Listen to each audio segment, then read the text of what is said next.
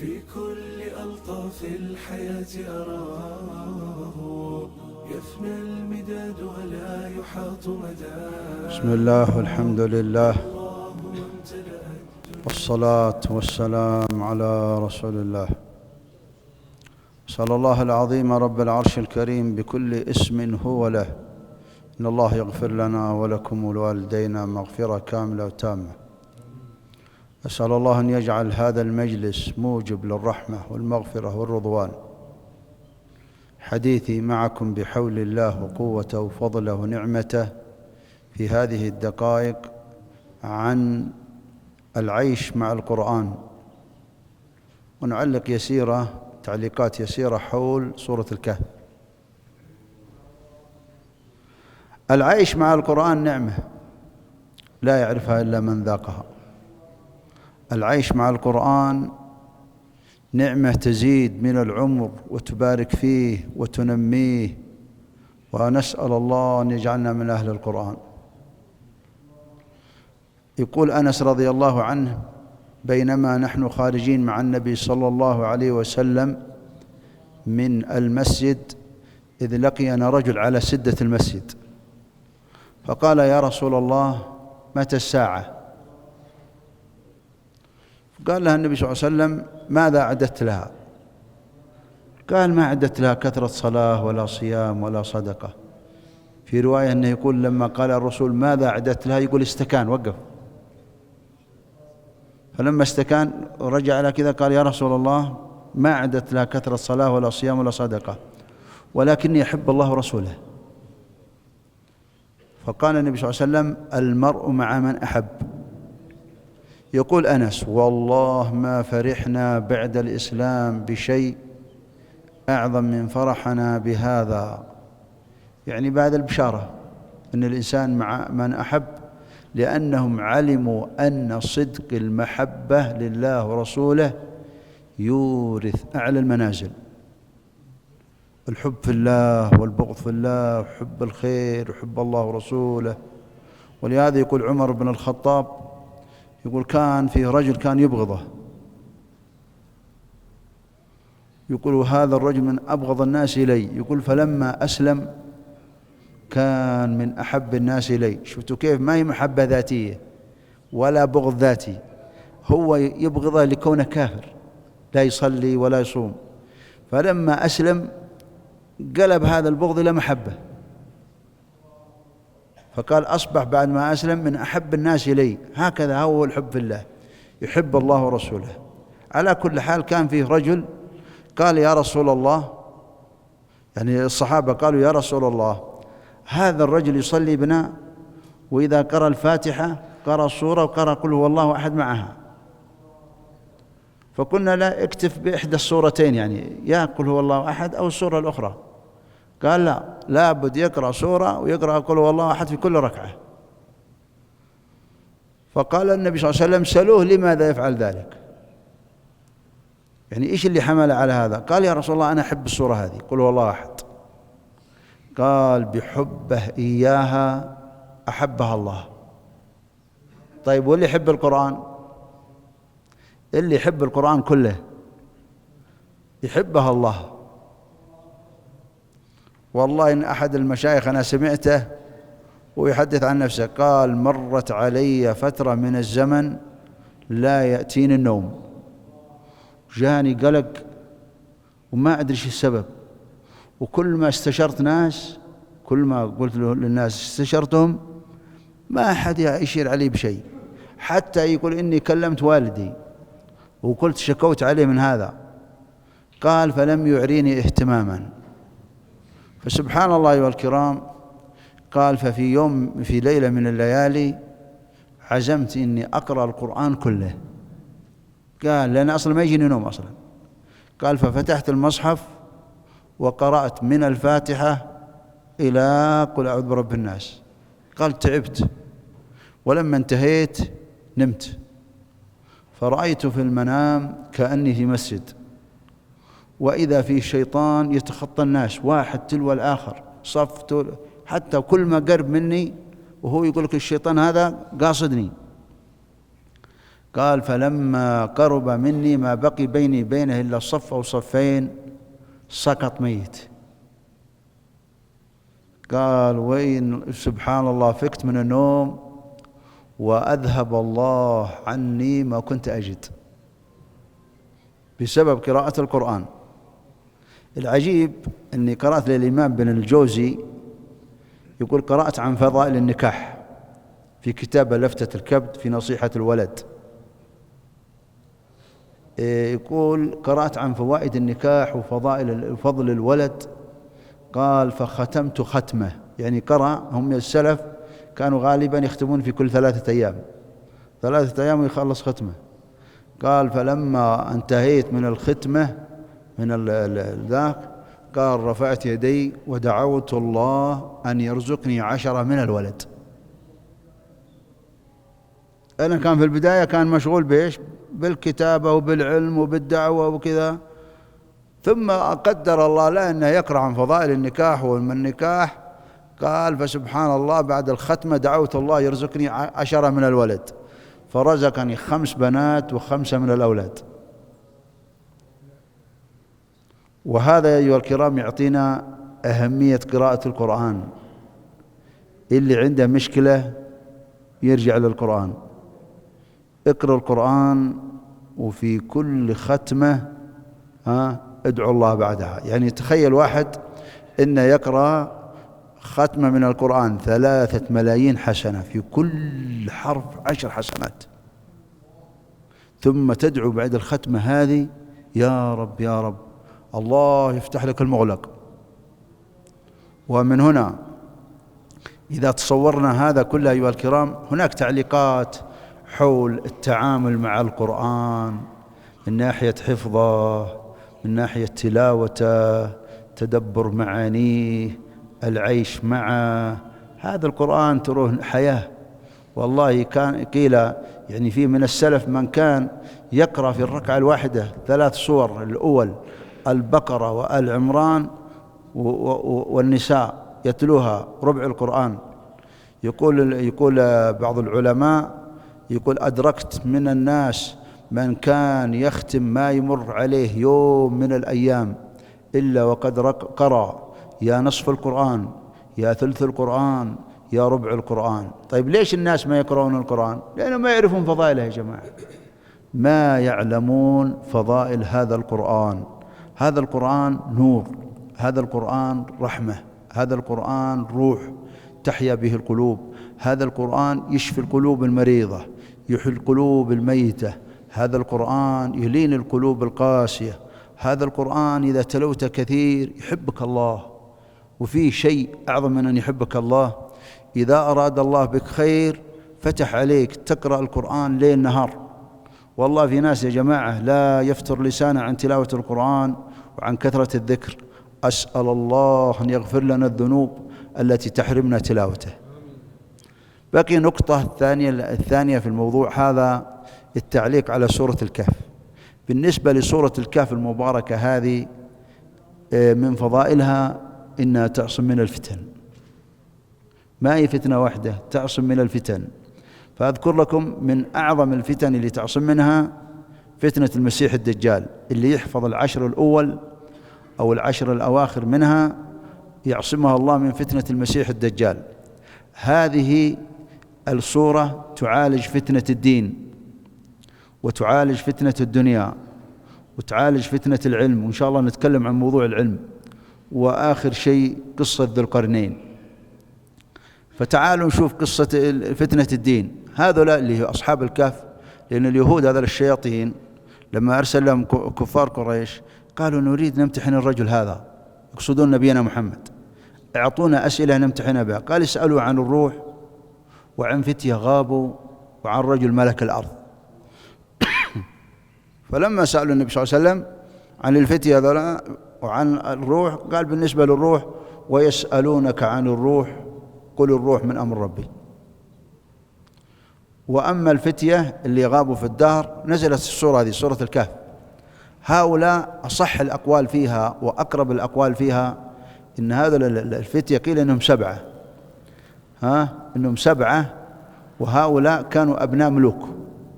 أبناء ملوك، ولكن سبحان الله والكرام كانت البداية منهم هم. قال إنهم فتنة آمنوا بربهم زدناهم هدى وربطنا. هذه أهم سر القصة هذه. أول شيء البداية منهم. كيف البداية منهم؟ استخدموا الفطرة والعقول، عقله وفطرته، عنده فطرة وعنده عقل. الله خلقنا جميعا حنفاء، لأن لنا ربا لا خالق سواه، لا مالك سواه، لا مدبر سواه. هم ماذا قالوا؟ قالوا ربنا رب السماوات والأرض لن ندعو من دونه إله. إذا قلنا ذلك، إذا قلنا شطط يعني ميل عن الحق. إذا فعلنا ذلك نميل عن الحق. ولذلك أيها الكرام هذا يسمونه التعظيم. شوف الآن إذا ركع الواحد فينا الركوع هذا، ترى الركوع هذا مهم جدا. إذا ركعت ماذا يحصل لك؟ تقول قال وأما الركوع فعظموا فيه الرب. تقول سبحان ربي العظيم. كيف تستحضر عظمة الله؟ الدعاء الثاني سبحان ذي الجبروت والملكوت والكبرياء والعظمة. سبوح، من هو اللي يسبح كل شيء؟ سبوح قدوس المعظم اللي يسبح كل شيء، رب الملائكة والروح. هذا هو التعظيم، سبحان ربي العظيم. احنا إذا عرفنا أن ربنا رب السماوات والأرض، هل ممكن واحد يروح يعبد غير الله؟ أنا أضرب لكم مثال. الآن لو فيه واحد غني وصاحب جاه وعنده أموال وعنده منصب، تجد يعني فيه من الناس من يتملق له. ليش يتملق له؟ طمعا فيما عنده. لكن إيش رأيكم لو فيه واحد فقير لا جاه لا مال، ما عنده شيء؟ في كل واحد أنت ماذا ترجو من هذا؟ هذا فقير ما عنده شيء. طيب ولله المثل الأعلى. الله رب السماوات والأرض، الخالق المالك المدبر النافع الضار، بيده ملكوت كل شيء، الأمر كله له الملك كله، إليه يرجع الأمر كله، وبيده الخير كله. يعني تترك رب العالمين الذي بيده كل شيء وتروح عند صنم. يقول إبراهيم هل يسمعونكم إذ تدعون؟ ينفعونكم؟ قالوا لا، وجدنا آباءنا كذلك يفعلون. لا يسمعون ولا ينفعون ولا يضرون، حتى لا يرى لا يتكلم، ما يأخذ ما يعطي. فسبحان الذي بيده ملك. هم قالوا ربنا رب السماوات والأرض لن ندعو من دونه إله. هؤلاء قومنا اتخذوا من دونه آلهة لولا يأتون عليهم بسلطان بين. ليش ما عندهم سلطان؟ الفتية هذول السبعة سبحان الله يا أخوان خرجوا في العيد، ولما خرجوا من غير اتفاق منهم، لأنهم جاءوا من كل مكان، فمن غير اتفاق منهم كل واحد منهم اعتزل قومه، لأنهم كانوا يذبحون لغير الله ويتقربون لهذه الأصنام. فكل واحد من السبعة ذولا اعتزل القوم وراح بعيد عنهم. الإنسان اللي يكره الشيء ما يرتاح له يبتعد عنه. فكانوا كلهم سبحان الله انفرد واحد تلو الآخر حتى اجتمعوا وقالوا فيما بينهم هؤلاء قومنا على ضلال. فلما اتفقوا كذلك بلغ أمرهم هذا الملك، قال أنتم فتية وأنا سمعت بخبركم وسأعطيكم فرصة، إما ترجعون في ديننا ولا القتل. فبعد ذلك هربوا ودعوا بالدعوة المشهورة في السورة ذي ربنا آتنا من لدنك رحمة وهيئ لنا من أمرنا رشد. يقول العلماء كافأهم الله على هذه الدعوة مكافآت كثيرة. كفاهم الطعام، كفاهم الشراب والمسكن، وأذهب عنهم الخوف والقلق، وأذهب عنكم. ضربنا على آذانهم في الكهف سنين عدد. طبعا عن السنين أنا ما نعرفها مبهمة في البداية، لكن في آخرها قال لبثوا 300 سنين وازدادوا 9. وهؤلاء الفتية سبحان الله يا أخوان لما خرجوا للكهف هذا الذي يفتقد لكل مقومات الحياة، لا فراش لا طعام لا شراب، ما فيها شيء، ما في شيء، لكنهم فروا بدينهم. وأي إنسان يا أخوان يريد الخير لابد يحافظ على هذا الدين ويعتز به ويفر ويحافظ عليه. حتى قال إن يوشك في آخر الزمان يكون خير مال المسلم غنم يتبع بها شعف الجبال. قال إيش؟ يفر بدينه، يفر بدينه من الفتن. فهم فروا بدينهم. وأي إنسان في مكان معصية تبغى مثلا على سبيل المثال مدخن، تبغى تترك الدخان لابد تترك المعصية هذه، لابد تفارق مكانها، ولابد تفارق الأصحاب. ترى تجلس معهم ثاني يوم ترجع، كل يوم يقبل عجاجة فوق راسك ترجع معهم بعد فترة. لابد تعتزل. وإذا اعتزلتموه، شفت الكلام هذا فرار بالدين. ففروا. شوف هذا قاتل 100 سبحان الله والكرام، قال أرضك أرض سوء لابد تخرج منها علشان تخرج من الورطة اللي أنت فيها. خرج. وسبحان الله والكرام هذه أول فتنة الدين. هذه الصورة لابد توجه كل جمعة إذا قرأتها إنك لابد تحافظ على هذا الدين. وهؤلاء الفتية اللي تقرأ عنهم، شوف كيف تركوا القصور، تركوا رغد العيش، تركوا كل شيء، فروا بدينهم. الدين أعز ما تملك في هذه الحياة. إذا معك الدين فما فاتك شيء من الدنيا. وإذا خسرت دينك وربحت الدنيا ترى ما معك شيء، معك دنيا عريضة ما معك دين، لا تصلي ولا تصوم ولا تسبح ولا تطيم، ما معك شيء. الأمر الثاني فتنة الدنيا هي في مختصرها تقول ماذا يقول؟ الرجل كافر وغني ومعتز بدنياه، والآخر الرجل صاحب دين وفقير ومعتز بدينه. هذا غني معتز بدنياه لكنه كافر، وهذا فقير ومعتز بدينه. فالأول قال ودخل جنته وقال أنا أكثر منك مال وولد، وفي حالة رددت إلى ما أظن الساعة قائمة، هذا كفر. قال لا إن رددت إلى ربي لأجدن خيرا منها منقلبا، لئن رددت إلى ربي لأجدن خيرا منها منقلبا، هذا كفر. قال لا صاحبه وحور أكفرت بالذي خلقك من تراب ثم من نطفة ثم سواك رجلا لكنه هو الله ربي. وسبحان الله والكرام في النهاية، يعني شوفوا هذه النهاية هي موجودة في سورة الحديد: اعلموا أنما الحياة الدنيا لعب ولهو وزينة وتفاخر بينكم وتكاثر في الأموال والأولاد. هذه 5: لعب ولهو وزينة تفاخر وتكاثر في الأموال والأولاد. وضرب لها مثال بأنها زي الأرض اللي ماتت نزل عليها المطر اخضرت، بعدين بعد فترة يسيرة أصبحت هشيم تذروها الرياح، وبعدين هذا الدنيا. وفي الآخرة عذاب شديد لمن كفر. هذا اللي معتز بدنياه عذاب شديد لمن كفر، لأن الدنيا كل من عليها إيش؟ فان، كل من عليها فان. وهذا الذي صلى وصام وطاع الرحمن وفي الآخرة عذاب شديد ومغفرة من الله ورضوان لمن طاع الله. اللي يطيع ربي له المغفرة والرضوان، واللي يكفر به ويعصى له عذاب شديد. طيب كم عشنا يا جماعة؟ مهما عشنا مهما تمتعنا الحياة قصيرة، 1000 سنة حياة قصيرة. ليش؟ تلك خالدين فيها وهنا كل من عليها فان. الدرس الثالث العلم قال العلماء أفضل من كل نافلة.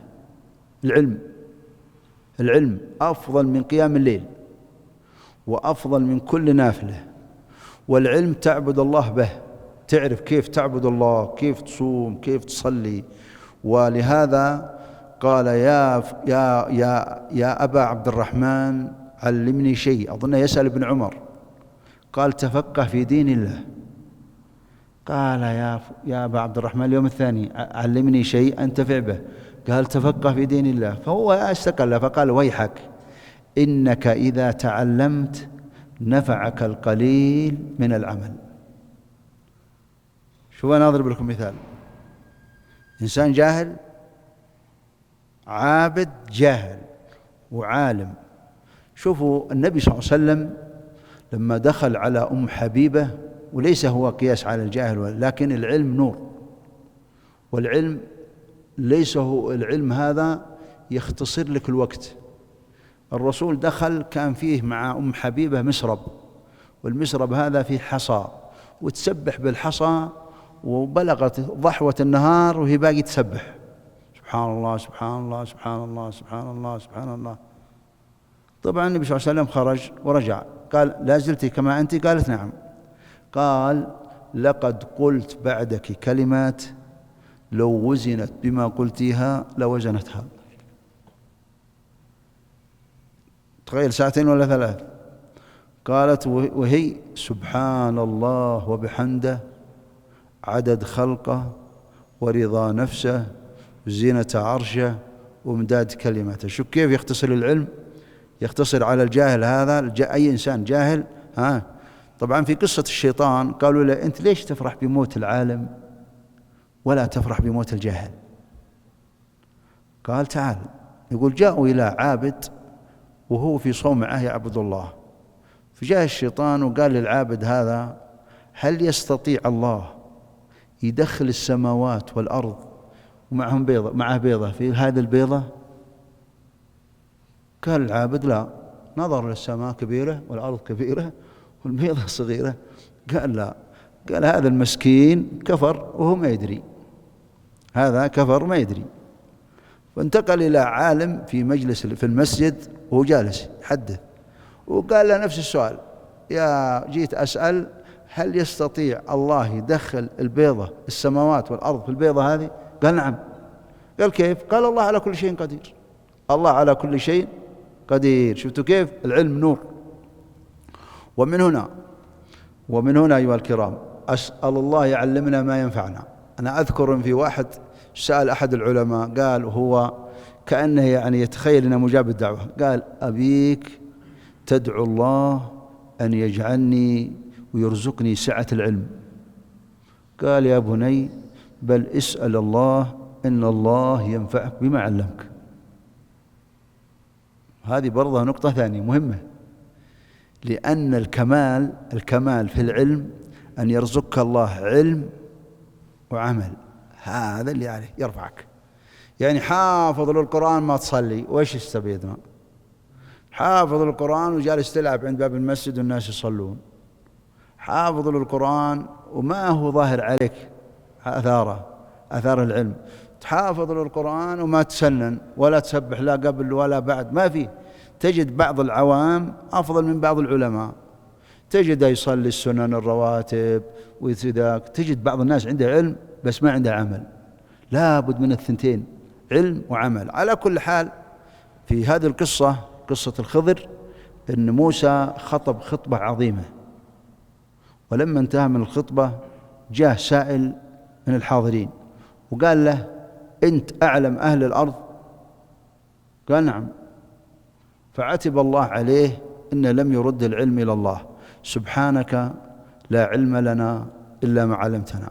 ابن تيمية كانوا إذا أثنوا عليه مع سعة علمه كان يقول ما في شيء وما عندي شيء وما مني شيء. وطبعا بالنسبة لموسى عليه السلام يعني حتى لو حصل عند الإنسان لكن العبرة بالنهاية. يعني ابن تيمية لموسى عليه السلام ولا شيء، هو موسى عليه السلام من أولي العزم، لكن أحيانا قد تمر بالإنسان في البداية نقص، لكن العبرة بالكمال النهاية. فموسى عاتب الله عليه في ذلك، قال فيه واحد أعلم منك في مجمع البحرين.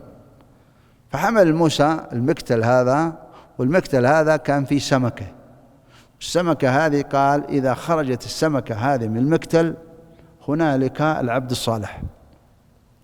خرج هو الغلام ومشى في الطريق، والغلام وهو ماشي خرج السمكة هذه اللي كانت في المقتل هذا، دخلت في الماء، وكان مكانها ايش؟ شرب، يعني الماء ما رجع زي على بعض، جاء مكان السمكة زي ما دخلت في الماء بقي كما هو، شربها. فقال موسى بعد ما تجاوز، أي إنسان يتجاوز الحد المشروع يتعب، معروف.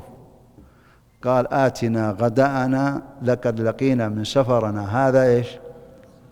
قال أرأيت إذ أوينا للصخرة فإني نسيت الحوت وما أنسانيه إلا الشيطان أن أذكره واتخذ سبيله في البحر إيش؟ عجب، بقي الماء زي ما هو. قال هذا المكان اللي نبغاه. رجع وجد العبد الصالح هذا اللي هو خضر. قال آتيناه رحمة من عندنا وعلمناه من لدنا علما. فقال له الخضر يا موسى عندك علم ما هو عندي، علمك الله إياه أنا لا أعرفه، وأنا عندي علم علمني الله أنت لا تعلمه، كل واحد يبقى على ما هو إيش؟ على ما هو عليه. قال بل أريد أن تعلمني مما علمت رشدا. أصر موسى أن يتعلم يشوف إيش عنده من العلم. طبعا الله سبحانه وتعالى الأشياء كان يوحي إليه هذا العبد الصالح، ولهذا شوفها في آخر القصة وما فعلته عن أمري. هذه الأشياء اللي فعلتها ما هي اجتهاد من عندي، هذا أمر أمرت به وأطلعه الله على الغيب وكان ينفذ. والقصة طويلة، لكن هم في النهاية لما ركبوا السفينة جاء طائر، وهذا من أهم الدروس في القصة، نقر الطائر هذا في البحر نقره. فقال له إيش؟ قال الخضر لموسى ما علمي وعلمك وعلم الأولين والآخرين في علم الله إلا كما أنقص هذا الطائر من هذا البحر. علم الأولين والآخرين كله يعني ولا شيء، اللي جهلناه كلنا واللي تعلمناه ما جهلناه أكثر مما تعلمناه. ولكن إذا عند الإنسان علم ينجيه من عذاب الله فهذا هو الشأن اللي عليه الكلام. طبعا بننتهي نوقف عند القصة ذي. وأما قصة ذي القرنين فهو رجل من الأربعة الرجال الأربعة اللي ملكوا الأرض، مؤمنان وكافران. أما الكافران أحدهما اللي قال أنا أحيي، اللي قال أنا أحيي وأميت، ربي الذي يحيي ويميت، قال أنا في سورة البقرة أنا أحيي وأميت. النمرود هذا واحد، هذا كافر كان يحكمها. والثاني بخت نصر اللي في سورة الإسراء، فجاسوا خلاله اللي هو من ملوك بابل، هذا من ملوك الأرض اللي ملكوا الأرض. ومما ملك الأرض من أهل الإيمان سليمان عليه السلام. وكذلك ذو القرنين بلغ مغرب الشمس ومطلعها. أعظم درسين في القصة دي، وفيها دروس كثيرة لكن أبرزها هو لما وصل مغرب الشمس قالوا له يا ذا القرنين إما تعذبهم وإما أن تتخذ فيهم حسنا. قال لا، اللي بيكفر بالله بنعذبه وبناخذ على يده وثم يرد إلى ربه فيعذبه عذابا نكرا. وأما من آمن وعمل صالح فسنقول له من أمرنا يسرا. يعني إيش الكلام هذا؟ إيش معناه؟ هذا أول درس العدل. الدرس الثاني السد، وصل إلى السد، والسد هذا وجد من دونهما قوم لا يكادون يفقهون قولا قالوا يا ذا القرنين ياجوج وماجوج مفسدين في الأرض. هذولا شياطين وخبثاء ومفسدين وما لهم حل، فبحنا بنعطيك خرج، نعطيك نجمع لك مال تجعل بيننا وبين هذا الشياطين سد. سبحان الله يا أخوان، شوفوا الأقمار الصناعية الآن والإمكانيات ما يدرى فينهم، لأنهم أصلا وراء السد كذا. بعضهم يقولون هم الصين والناس يقولون كذا، لا ما هم هذا ناس بشر إذا طلعوا من السد هذا ما يخلون حد لا يتركون ماء لا يشربونه ولا يتركون حد إلا قتلوه.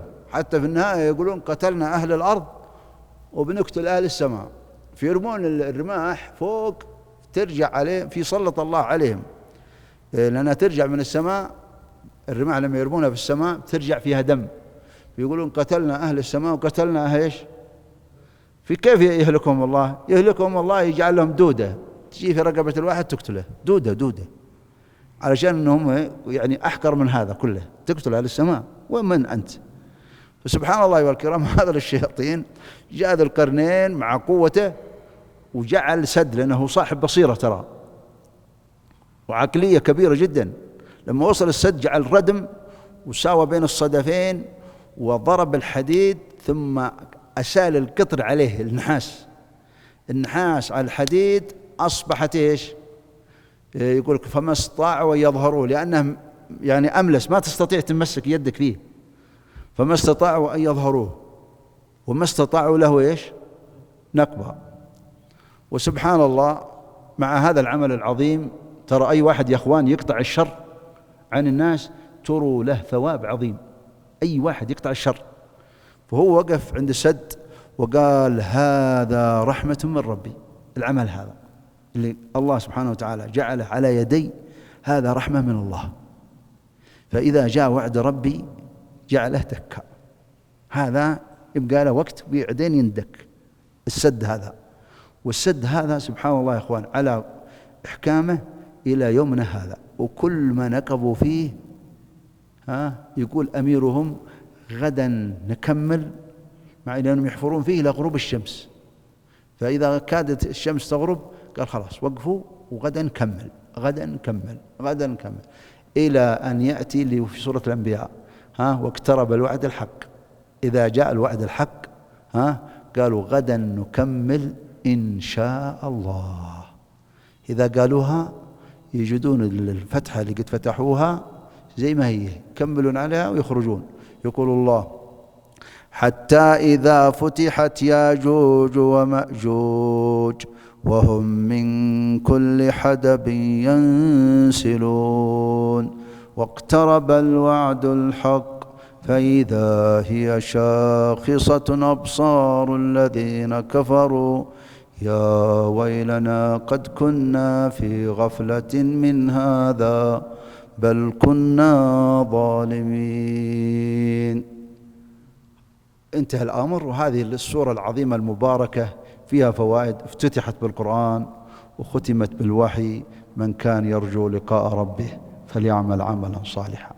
تروا هذه المجالس اللي يجلس فيها الإنسان سيجد فيها يوم من الأيام من الرحمة ومن البركة ومن الخير ومن الإحسان ومن مغفرة الذنوب ومن الذكر عند رب العالمين ما لا يخطر له على بال.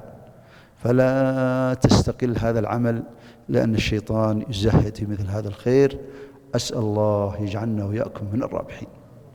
اللهم إنك ترى مكاننا وتسمع كلامنا ولا يخفى عليك شيء من أمرنا. نسألك وأنت الكريم الذي لا أكرم منه والرحيم الذي لا أرحم منه، نسألك لنا ولأزواجنا ولذرياتنا ولوالدينا وأزواج ذرياتنا وذرياتهم وإخواننا وأخواتنا وأزواجهم وذرياتهم وجميع المسلمين. نسألك رحمة من عندك، رحمة من عندك، رحمة من عندك يا ذا الجلال والإكرام يا حي يا قيوم. اللهم اقسم لنا جميعا من خشيتك ما تحول بيننا وبين معاصيك. هب لنا من طاعتك ما تبلغنا جنتك. هب لنا من اليقين ما تهون علينا مصائب الدنيا. متعنا بأسماعنا وأبصارنا وقوانا أبدا ما أبقيتنا. اجعل ثارنا على من ظلمنا، انصرنا على من عادانا. لا تجعل مصيبتنا في ديننا، لا تجعل الدنيا أكبر همنا ولا مبلغ علمنا. اللهم لا تسلط علينا والمسلمين بذنوبنا من لا يخافك فينا ولا يرحمنا. اجعل بارك لنا في بقية هذا الشهر المبارك، وبلغنا رمضان وبارك لنا فيه. بلغنا رمضان بعفوك ومعافاتك. اجعلنا من الصائمين القائمين، اجعلنا فيه من الرابحين، واكتب لنا فيها أوفر الحظ والنصيب من كل بر ورحمة وخير وعافية. اللهم إنا نسألك أن ترزقنا فعل الخيرات، ترك المنكرات، وحب المساكين. ونسألك أن تغفر لنا وأن ترحمنا. صلى الله وسلم وبارك على نبينا محمد.